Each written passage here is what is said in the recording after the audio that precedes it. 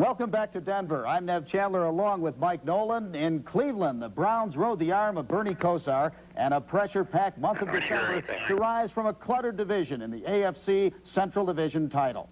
And Denver, an early fellow. The Browns season began in ominous fashion when Reuben Mays ripped the dog defense for 147 yards rushing, and the Saints prevailed in the Superdome 28-21. It marked the 5th straight year the Browns had dropped their season opener. But quickly adjustments were made. The dog defense became a bear defense against the Steelers. 6 interceptions for the Browns, 2 by Clay Matthews, and a 34-10 win.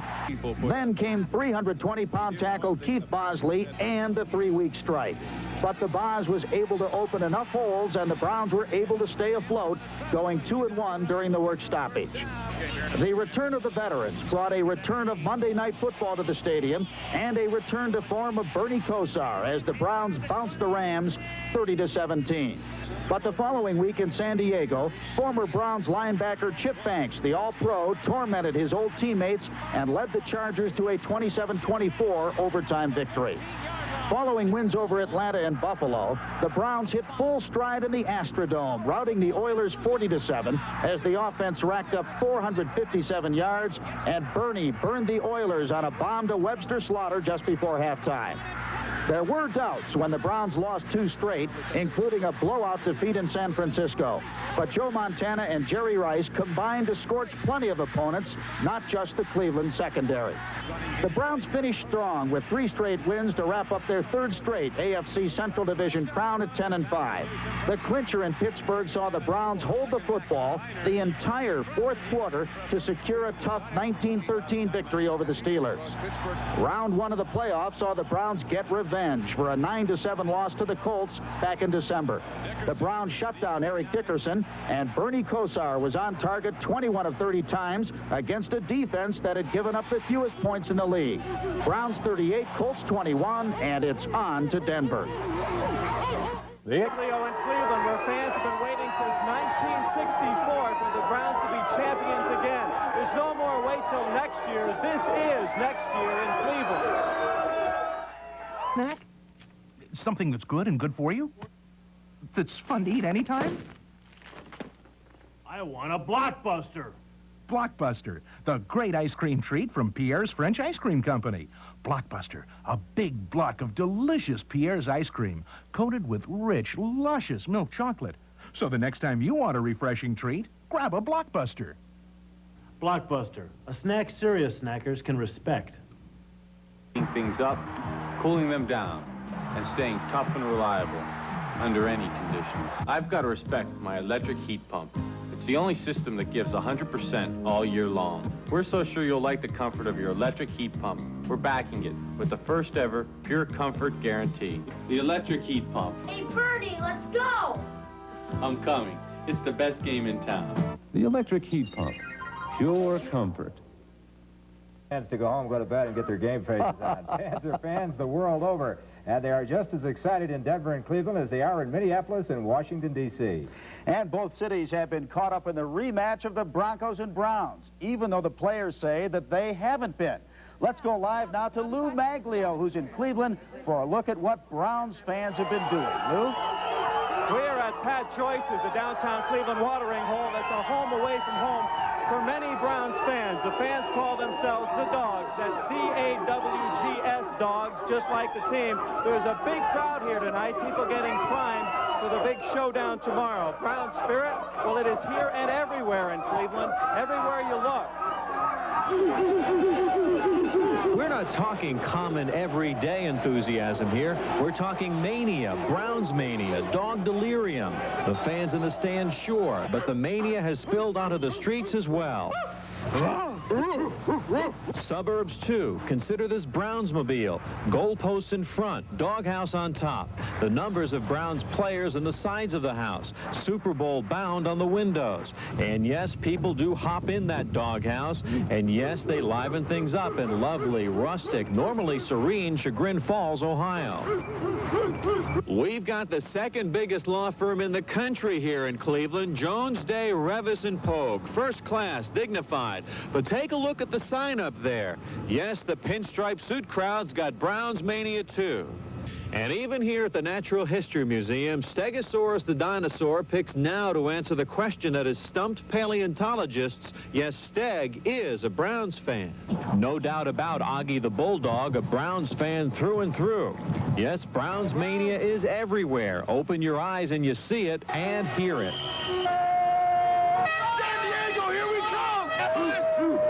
It has affected every aspect of Cleveland life, from the bankers who make important financial transactions under the doghouse, to children who clearly know where they live, Because I'm Super Bowl. to the Honorable Cleveland Mayor and Senate candidate George Voinovich.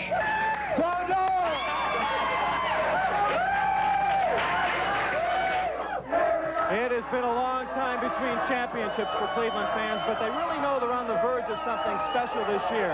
If the Browns should come back from San Diego with that Super Bowl championship, stand by for the party to end all parties, a party that would make the Mardi Gras seem like a church picnic.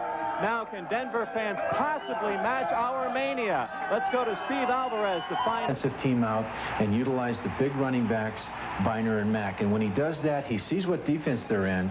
He spreads them out the next play, and he goes to a pass. Bernie, by the way, even though he's maybe the youngest quarterback around, is the smartest football player in the game today as far as instant recognition.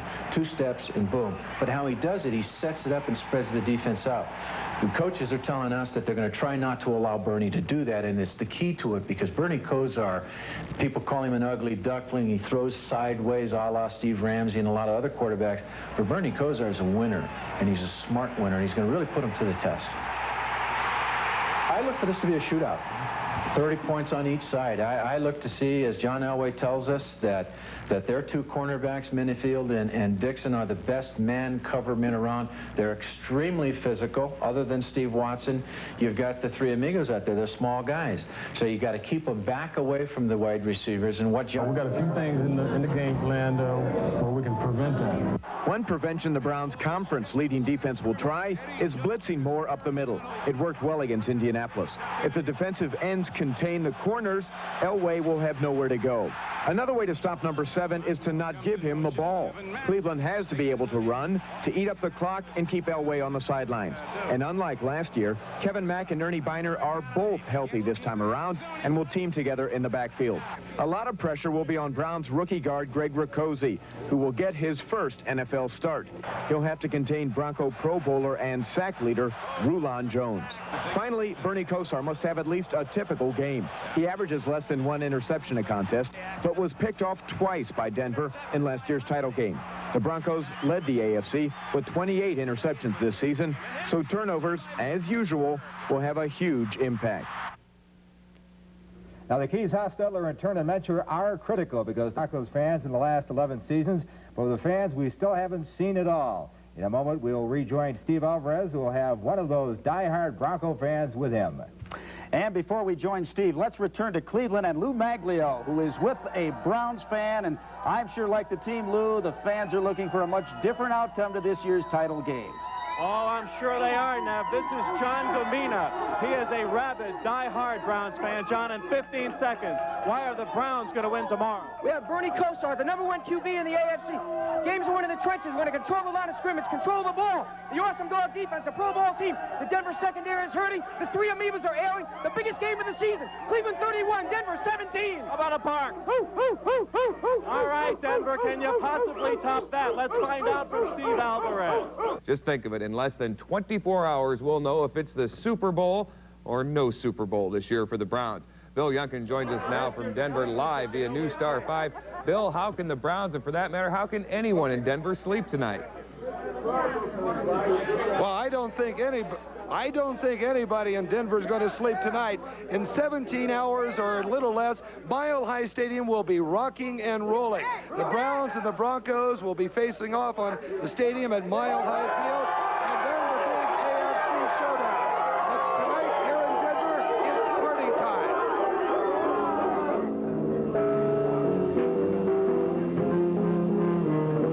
The NFL threw its own party tonight, the annual AFC Championship reception for 500 Browns and Broncos front office people. That's where I caught up with Browns Operations Director John Limo, who says Bernie and the team are definitely ready. Right now, the feeling is that we're here to do a job, and we're going to get that job done and continue with it. I mean, it's a positive thing. A year ago, I think there was a little element of surprise. They meant to be there, but this year it's more sincere, more deep, and they're going about their work like you never saw them go about their work before. Now, there's one other big get-together here in Denver tonight. I'm talking about the people who put together this ad, the Browns backers of Colorado.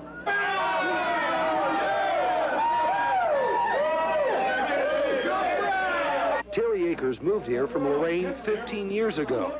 He started the club, which he says has practically doubled in size overnight to over 200, and he calls the club quite unique.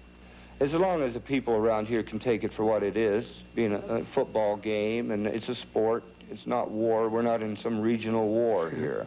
You can't tell anybody that right now. They say this is our year, and in just a few hours they feel the Browns will prove it at Mile High Stadium.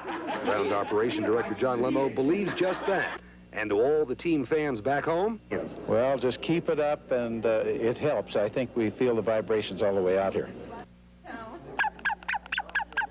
So that's what they think in Denver of the Browns, and I tell you, the fans here in this house tonight are terribly excited about tomorrow's game. We've got a lot of vibrations, and this celebration is going to go on all night long.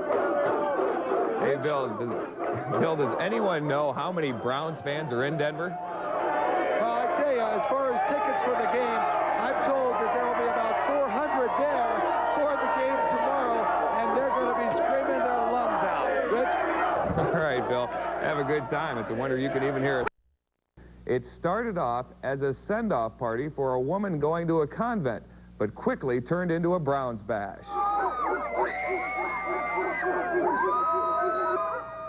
To top off the party, this gang unrolled a 9-foot by 5-foot Brownie banner pumping the team as the Orange Crushers.